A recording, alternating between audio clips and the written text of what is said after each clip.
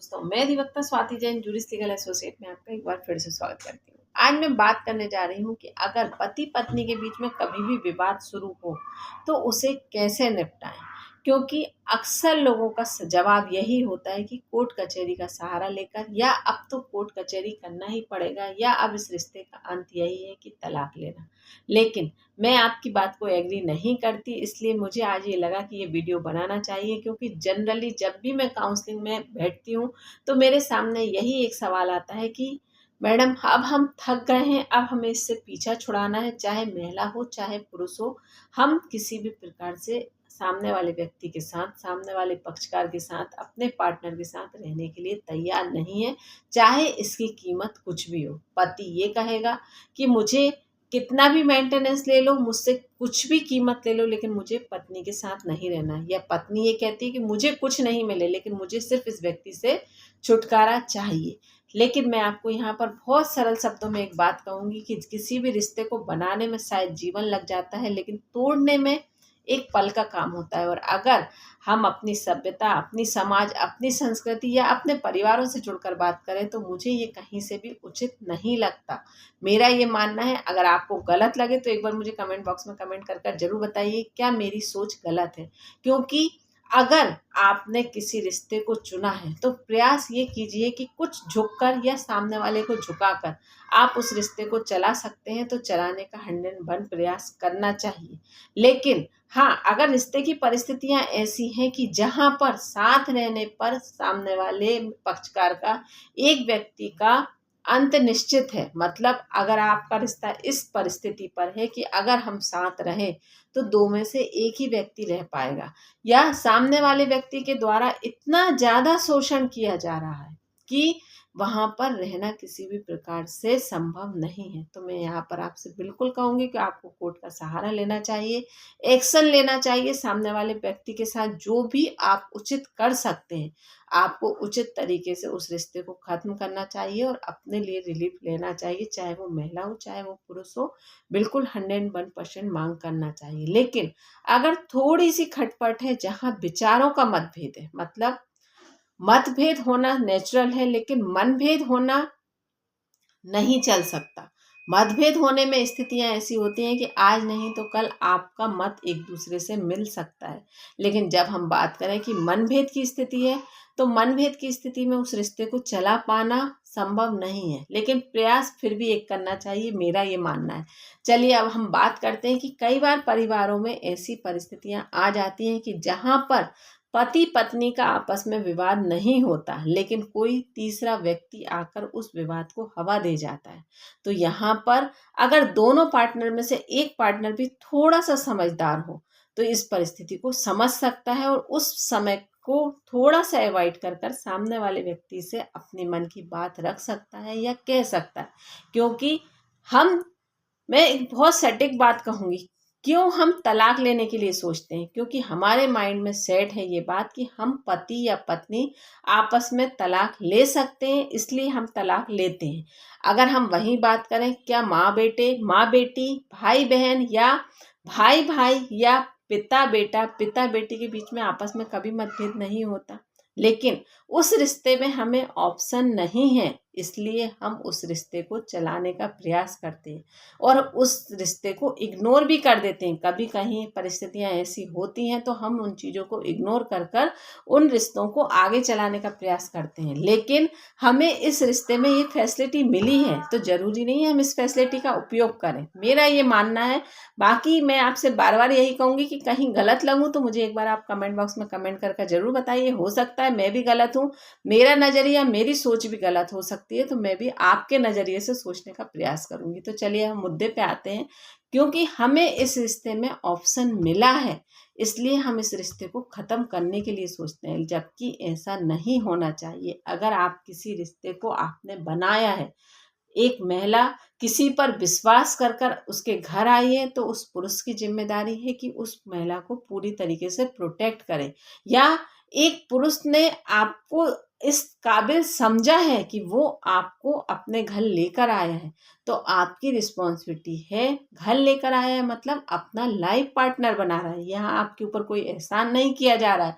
यहाँ पर ये शब्द मेरे गलत निकल गए तो आप ये मत सोचिए कि उसने आपके ऊपर कोई एहसान किया है, लेकिन हाँ, वो आपको हजारों लाखों में अपने लाइफ पार्टनर के रूप में चुनकर लाया है। तो यहाँ पर आपका भी कुछ फर्ज बनता है कि आप भी अपने पार्टनर को पूरी तरीके से सपोर्ट करें। अगर सपोर्ट नहीं कर सकते तो बैक में होकर चलें, लेकिन जहाँ हम ये कहते हैं कि अर्धांगिनी, तो यहाँ कुछ कुछ शब्दों का हमारे समाज में बहुत सोच समझकर निर्माण किया गया है कि जहाँ पर हम ये कहते हैं कि पुरुष आगे चलता है, महिला पीछे चलती है, या महिला पुरुष की अर्धांगिनी है, मतलब पति पत्नी एक दूसरे का आधा अंग है। तो यहाँ पर कुछ चीज़ें वास्तविकता लिए हुए हैं, लेकिन हम उन बातों का मतलब नहीं समझते। जबकि आज महिला कंधे से कंधा मिलाकर चल रही है, लेकिन फिर भी कहीं कुछ चीज़ों में महिला अपने आप को इतना पीछे समझ लेती है और उसकी हीन भावना के चक्कर में ही कई बार महिलाओं के साथ शोषण होता है, या यूं कहूँ कि वो उन हीन भावनाओं के चलते अपने परिवार का विघटन खुद कर लेती है, जबकि होना ऐसा नहीं चाहिए। अगर आप थोड़ी सी समझदारी से चलते हैं या थोड़ी सी बातों को समझते हैं तो यहाँ परिवार बच सकता है। अब हम बात कर रहे थे कि अगर विवादों की स्थिति निर्मित होती है तो आपको क्या करना चाहिए। डायरेक्ट आपको कोर्ट कचहरी का रुख करना चाहिए। तो मैं यहाँ पर किसी को भी ये सलाह नहीं देती कि आपको डायरेक्ट कोर्ट कचहरी का रुख करना चाहिए। अगर विवादों की स्थिति ऐसी है कि जहाँ आपको लगता है कि आप संभल सकते हैं, समझ सकते हैं, क्योंकि आप अपने पार्टनर को जितना अच्छे से जानते हैं अन्य व्यक्ति नहीं जान सकता, चाहे वो महिला हो चाहे वो पुरुष हो। अगर विवाह का कुछ समय बाद ही ऐसा कुछ परिस्थितियां निर्मित हो रही हैं तो आपको अपने जो बिल्कुल आपके क्लोज हैं उनके साथ बैठकर आपको उस मैटर को सॉर्ट आउट करना चाहिए। क्योंकि हो सकता है जब आप अपने पार्टनर को नहीं जानते हो तो आप उसको उसका व्यू नहीं समझ पा रहे या अपना व्यू नहीं समझा पा रहे। तो यहाँ पर तो आपको ऐसी परिस्थितियों का सहारा लेना चाहिए। लेकिन अगर शादी का लंबा समय निकल गया और जहाँ पर आपको लगता है कि हम अपने पार्टनर से तालमेल नहीं बिठा पा रहे हैं, तो यहाँ पर और कारण उसमें अन्य व्यक्ति हैं, जहाँ पर आप दोनों के बीच में कोई विवाद नहीं, कोई ऐसी बातचीत नहीं, तो आपको यहाँ पर थोड़ा सा सोच समझकर अगला कदम बढ़ाना चाहिए और अपने आसपास के लोगों का सहारा लेकर, मतलब प्रयास ये करना चाहिए कि अगर ये सर्कल जो आपका फ्रेंड सर्कल है, जो आपके क्लोज हैं या जो आपके कॉमन फ्रेंड हैं, उनका सहारा लेकर अगर आप ये मैटर सुलझा सकते हो तो आपको सुलझा लेना चाहिए। अगर यहाँ से बात नहीं बनती है तो आपको रिलेटिव्स का सहारा लेना चाहिए। फिर नहीं बनती है तो आपको पंचायत का, सोसाइटी का, इस तरीके से सहारा लेना चाहिए। या आप यहाँ पर प्राइवेट काउंसलर का भी सहारा ले सकते हैं। क्योंकि ये प्राइवेट काउंसलर के लिए मैंने इसलिए कहा कि यहाँ पर वो व्यक्ति आपको निष्पक्ष होकर सलाह देगा, लेकिन इस बात का ध्यान रखना कि सलाह आपके सवालों पर देगा, आपकी बातों पर देगा। आपकी पर्सनल लाइफ आप दोनों से बेस्ट कोई नहीं जान सकता। तो मैं तो सबसे पहले प्रयास यही कहूँगी आपसे कि आप दोनों पहले आपस में बैठकर एक दूसरे की बात सुने और समझें। हो सकता है कहीं कोई ऐसी गांठ पड़ गई हो जिसके कारण आगे रिश्ता नहीं बढ़ पा रहा हो, तो यहाँ पर उस गांठ को सुलझा लेंगे तो वो आप दोनों बैठकर सुलझाएंगे। एक सॉरी बोलने से अगर रिश्ता बचता है तो बचा लो ना यार, क्या दिक्कत है। अगर थोड़ा सा झुक के परिवार चल सकता है तो चला लो, नहीं चल सकता है तो आगे किसी अन्य व्यक्ति को इन्वॉल्व करो। अगर इन्वॉल्व करने से परिवार चल सकता है तो यहाँ पर इन्वॉल्व करना भी सही है। लेकिन मैं आपको वही कहूँगी कि यहाँ पर आपको सलाह सिर्फ व्यक्ति वही देगा जो आप सलाह मांगेंगे। जैसे आप अपने परिवार में जब भी विवाद होगा तो अगर आप किसी तीसरे व्यक्ति को बिठाकर उसको सुनाएंगे या उससे एडवाइस मांगेंगे तो आप अपने जीवन के सिर्फ और सिर्फ बुरे समय को ही सामने रखेंगे और अच्छे समय को भूल जाएंगे और उन्हीं उन्हीं चीज़ों पर सोचना शुरू करेंगे तो परिणाम नेगेटिव ही निकलेंगे। जबकि अगर आप सामने वाले पार्टनर के साथ बैठ कर डिस्कस करेंगे तो कहीं कुछ अच्छा कहीं कुछ बुरा याद करेंगे तो चीज़ें बैलेंस हो सकती हैं। तो यहाँ पर इतनी प्रोसेस के बाद ही आपको कोर्ट कचहरी का सहारा लेना चाहिए। और कोर्ट कचहरी में भी मैं यही कहूँगी कि लोग अक्सर ये कहते हैं कि कोर्ट कचहरी जाने के बाद रिश्ते बचने के चांसेस कम होते हैं। ये फैक्ट है। लेकिन इसका रीज़न क्या है, इसका लॉजिक क्या है, वो मैं आपको बताती हूँ।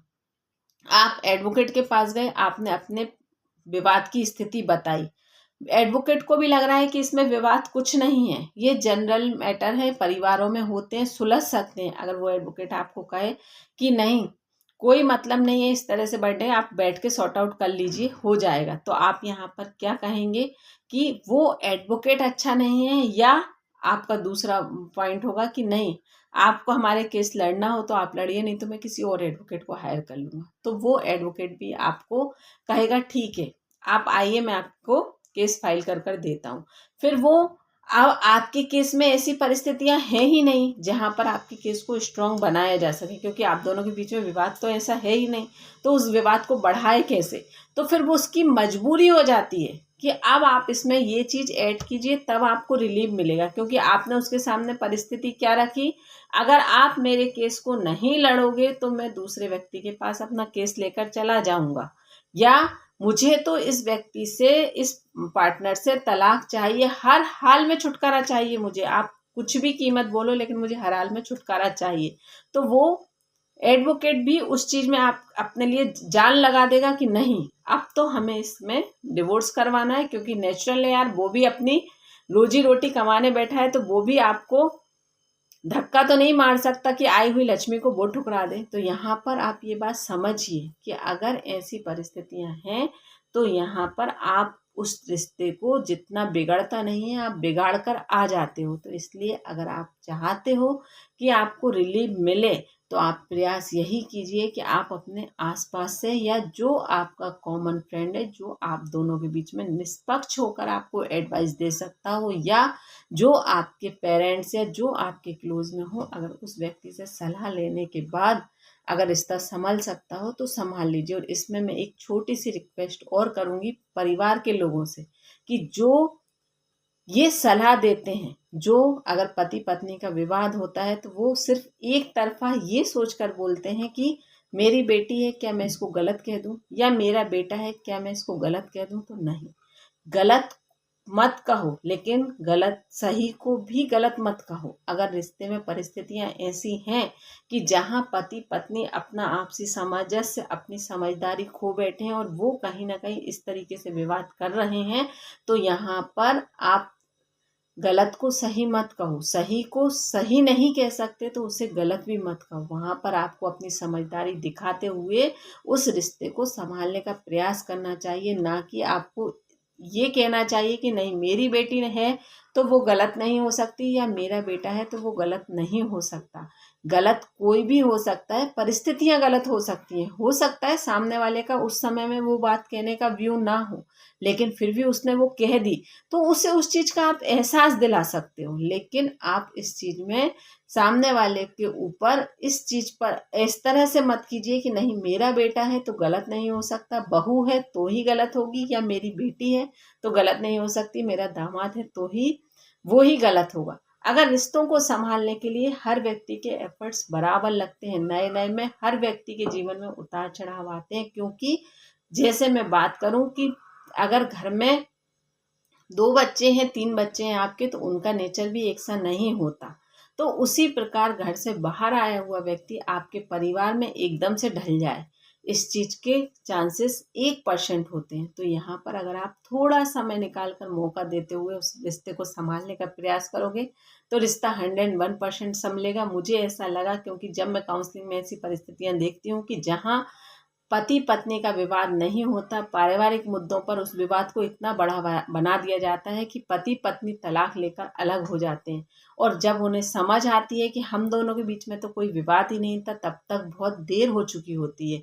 तब तक वो अपने ईगो की लड़ाई लड़ने लगते हैं अपने रिश्ते को छोड़कर। तो ऐसी परिस्थितियां निर्मित मत होने दो, धीरे धीरे संभाल करो और अपने रिश्तों को आगे बढ़ाओ।